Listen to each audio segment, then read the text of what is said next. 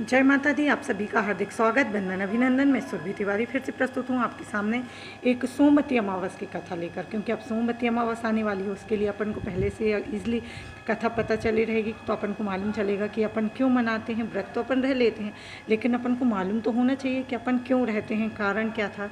तो ईज़िली मैं आपको बताती हूँ और आप लोग मन से इसको सुनिए, धारण करिए। चलो शुरू करते हैं सोमवती अमावस की कथा। इसमें 108 फेरी लगानी होती है। तुलसी के गमले में अगर आपको लगाना है तो सूर्योदय के पहले लगा ले, नहीं तो इसकी प्रथा तो है कि आप सुबह सुबह 4 बजे से लेके 6 बजे तक, यानी सूर्य उदय ना हो पाए, और आपको पीपल के पेड़ में या बरगद के पेड़ में इसकी परिक्रमा 108 देनी होती है। और जिस चीज़ की भी आप परिक्रमा लगाएं वो प्रसाद आप खुद नहीं खा सकते, ये इसकी प्रोसेस होती है।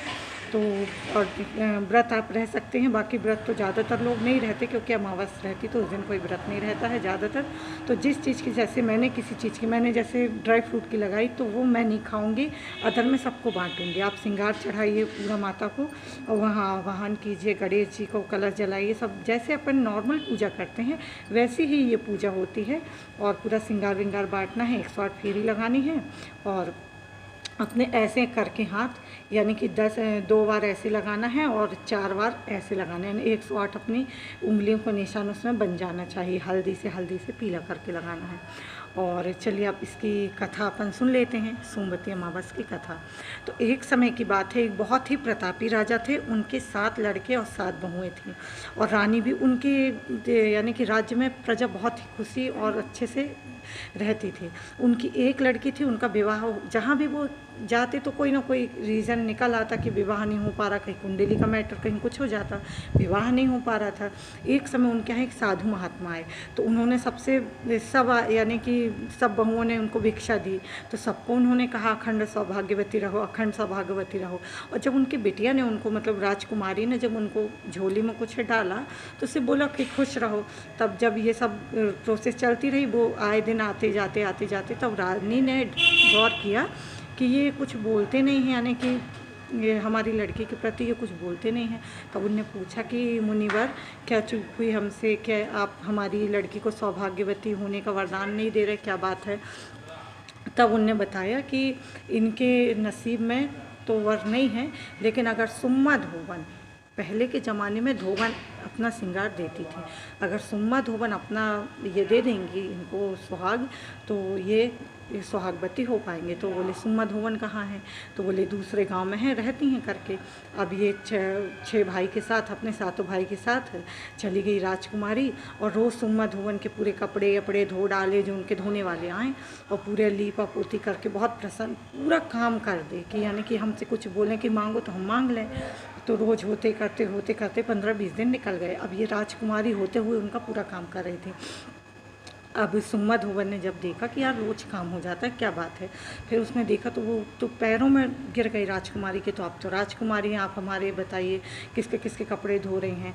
तो बोलें कि आपने हमारा काम किया है, इसके बदले आपको क्या चाहिए। तो बोले आप हमारी शादी में आइएगा और अपना सिंदूर हमको दान करिएगा। तो बोले ठीक है। वो तो बंध गई अपने वचन से, लेकिन वो जानती थी कि राजकुमारी को सौभाग्य का योग नहीं है, लेकिन बोली चलो ठीक है, अब जवान तो दे दिए हैं।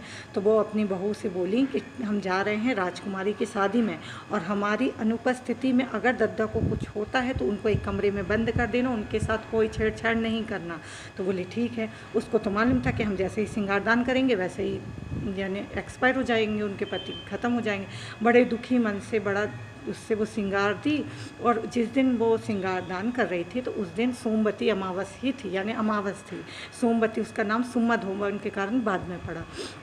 फिर पहले के लोग मटका और रस्सी लेकर चलते थे, क्योंकि नल और प्याऊ वगैरह तो रहते नहीं थे कि कहीं प्यास लगे तो अपना कुएं से पानी लो और पी लो। तब राजा ने बहुत सारा धन धान्य दिया, तो बोले अब हमारा ये क्या काम का। उसने कुछ नहीं ली, अपना मटका उठाई, रस्सी उठाई और चली गई बड़े दुखी मन से। तो 4 बजे ये लौट रही थी, तो सभी औरतें परिक्रमा लगा रही थीं उसकी पीपल के पेड़ की। तो इसने बोली यार आज तो सोमवती अमावस है, हम तो जानते हैं कि पूजा करते हैं हमेशा, और अभी तो हमने उनको मरे हुए यानी कि अब शांत हुए देखा नहीं है। जब हम नहीं देखें तो हम कैसे उनको मान लें कि वो नहीं है इसमें। पृथ्वी में हम तो वैसे जैसे करते थे वैसे ही पूजा करेंगे। तो उसने अपनी मटकी तोड़ी और उसकी 108 वो बनाई खपड़िया और उसकी फेरी लगाई और सबसे पूजा वूजा का सामान उसने मांगी और उसने विधिवत पूजा करी। प्रसाद उसने नाव को दी और ब्राह्मण को दी। तो ब्राह्मण थोड़ी ज़्यादा एटीट्यूड वाले कि तुम नाव धोबी हो हम नहीं लेंगे, और लिया फेंक दिया। और धोबी तो बड़ा चालाक रहता ही है भाई कि चलो ठीक है, नाव ने ले लिया। वो जानता था कि ये कोई ना कोई सुम्मा धोवन जो राजा के यहाँ जाए तो कोई प्रताप तो होगा इसके पास, तो वो ले लिया। नाव घर में गया तो उसकी खपड़ियाँ सोने की हो गई, पंडित की तो पता चला तो वो आए तो वहाँ पर कुछ था ही नहीं। अब ये बड़ी दुखी मन से जब वहाँ गई तो फिर देखे कि इसका पति खोली दरवाज़ा तो वो जिंदा थे। तो जैसे उन्होंने सोमवती अमावस सब जानने लगे, पूछे कि कैसे अम्मा आपने क्या करी, तो बोले जाने तो जाने माता अमावस जाने। इसलिए अमावस को दीपावली को की मान्यता होती है। राम जी ने इनको वरदान दिया है कि जब हम आएंगे तब तुमको बहुत बड़ी पूजा होगी, जो पूजा कभी नहीं होती। अमावस कोई ज़्यादा नहीं मानता, सिर्फ बुरे कामों में होती कि हमारे पितरों की अमावस खा लो, ये खा लो। लेकिन जो सबसे बड़ी अमावस होती है वो दीपावली की होती है, जिसमें घर घर दीपक जलाए जाते हैं। ये राजा राम ने वरदान दिया था अमावस को, क्योंकि अमावस को सब कोसते थे कि अमावस है धैर्य में कुछ लीप लो नहीं तो अमावस गाली देगी। तो उसने बोला हम इतने बुरे हैं प्रभु, सब हमको ऐसा बोलते हैं। तो बोले नहीं, हम अमावस को ही घर जाएंगे। तब उन्होंने हनुमान जी को बोला कि अमावस के दिन तुम जाके भरत को बोल दो, नहीं तो वो आग में बैठ जाएंगे, चिता में बैठ जाएंगे, हम कल आएंगे गंगा पूजन करके। सिर्फ यही मोटिव था उनका एक दिन बाद आने का। क्या वो विमान में जा रहे थे, तुरंत नहीं जा सकते थे, कि उनको विमान में नहीं जाना था, उनको एक दिन रुक के जाना था गंगा पूजा करने का। तो सिर्फ एक बहाना था। तो जैसे अमावस को राजा राम ने तारा और अपन सब सोमवती अमावस मनाते, दीपावली मनाते, तो ऐसे सबकी लाज रखें और सुमधोवन का सुहाग जिंदा हो गया। तो जैसे माता ने उनकी लाज रखी वैसे सबकी लाज रखें। ये कथा सुनने के बाद आप हवन करिए, हवन के बाद आरती करिए और फेरी वेरी तो आप लगा चुके हैं।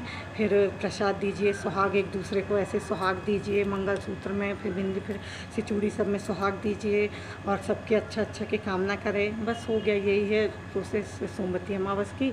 तो बहुत दिन से लोग मेरे व्हाट्सअप में संस्कार मंदिर में पूछ रहे थे, तो आज मैंने ये डाला है, तो आप सभी लोग पे काम आएगा। बोलिए अम्बे मात की जय।